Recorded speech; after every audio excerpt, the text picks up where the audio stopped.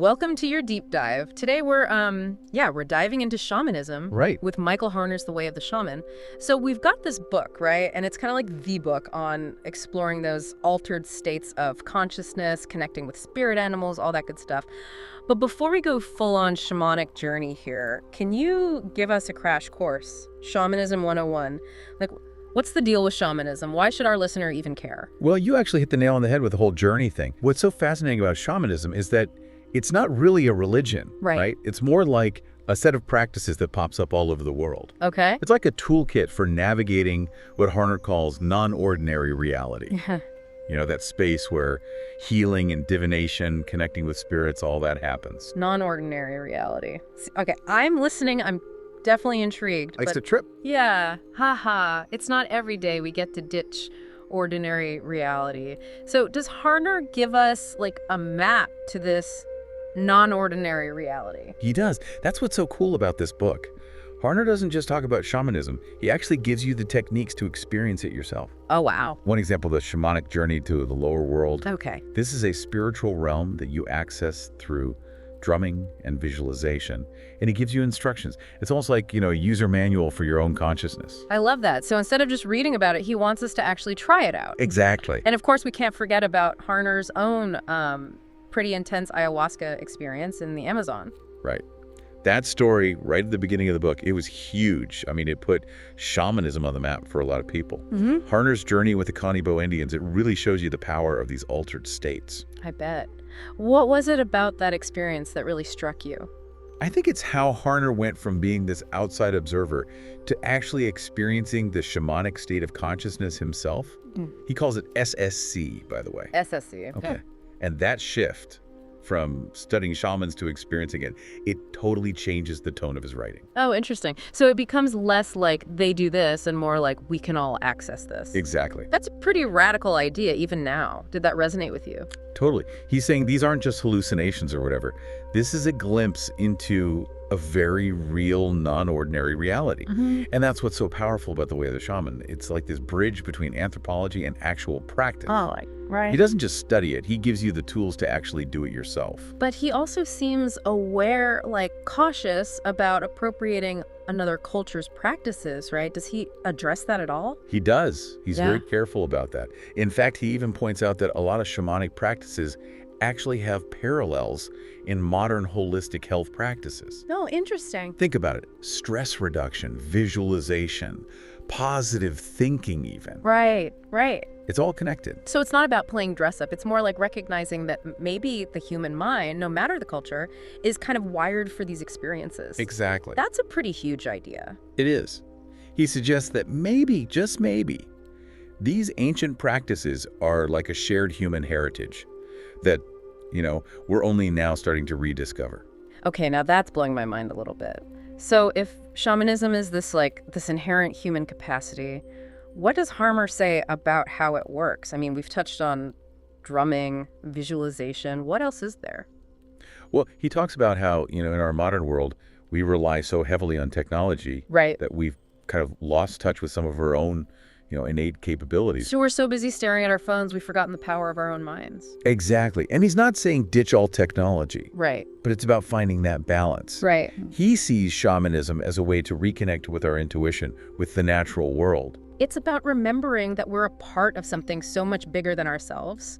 In fact, doesn't he say that humanity's survival depends on us? Remembering that, on that reconnection. He does. He actually compares it to, years of meditation or prayer, but achievable in a much shorter time frame. Wow. That's a pretty compelling invitation, wouldn't you say? It really is. And, speaking of tapping into something powerful, what about these power animals? Harner had that incredible experience with them when he was with the Jivaro shamans in the Andes. He did. That's where he learned about Sensak, those spirit helpers. Power animals, especially. It's funny, though, because it sounds kind of out there, but then again, maybe it's not. What exactly is a power animal, in the shamanic sense? It's like having a guardian spirit. Yep. A source of strength and protection. Think about it. Yeah. Haven't you ever met someone who's just drawn to a certain animal?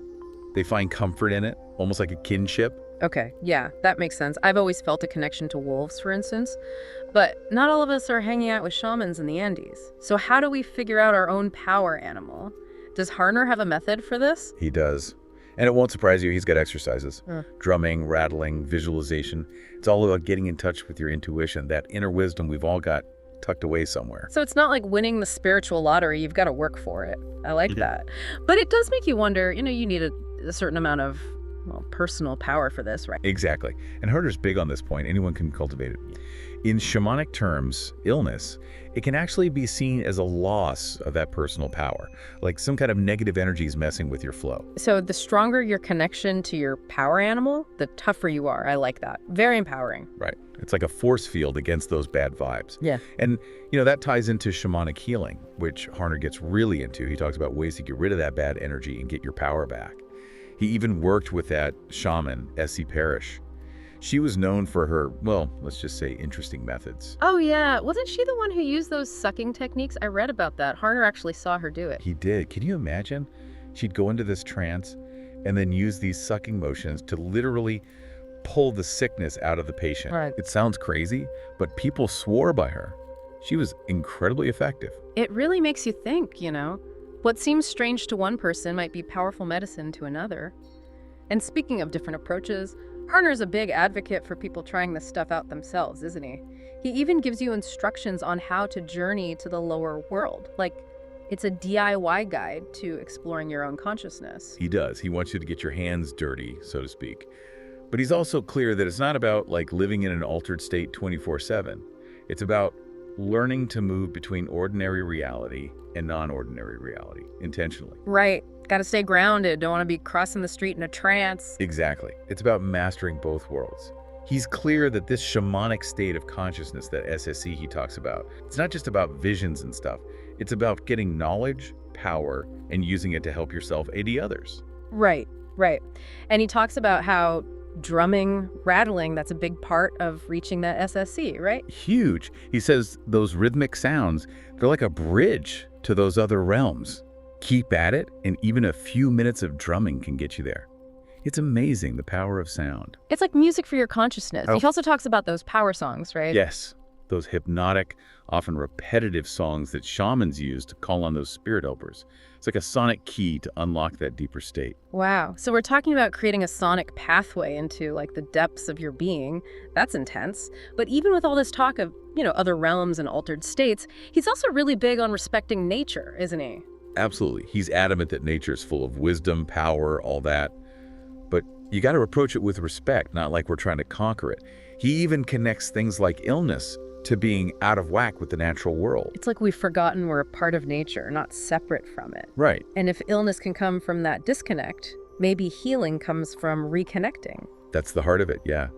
And speaking of connections, when it comes to those spirit allies, those power animals, Harner's not saying just wait around for them to show up.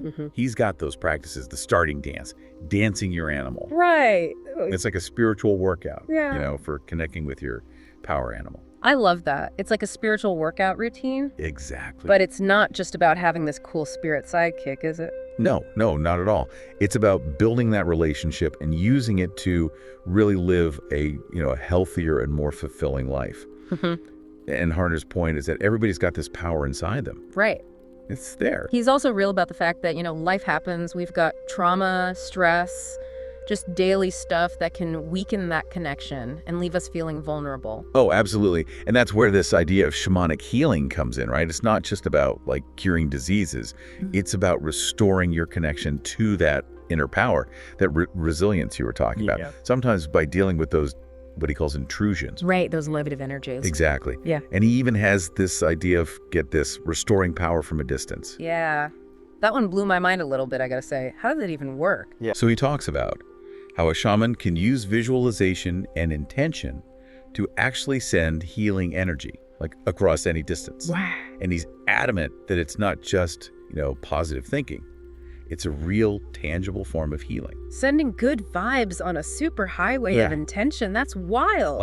It makes you wonder, What else is possible? And he's also honest about the fact that shamanism, it's not all like rainbows and unicorns. There's a darker side too. Right. There are risks to messing with forces you can't see. For sure. And shamans, they face real dangers. Definitely. So he's a big proponent of ethical conduct. Oh, huge. This isn't about manipulating people with some kind of spooky power.